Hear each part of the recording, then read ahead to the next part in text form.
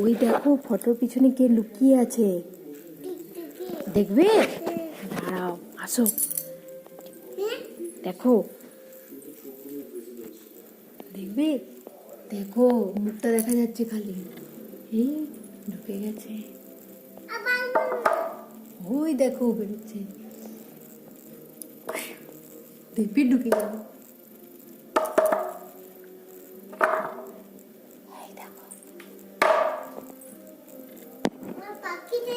দেখো টিকটিকির লেজ আছে, দেখো টিকটিকির লেজ।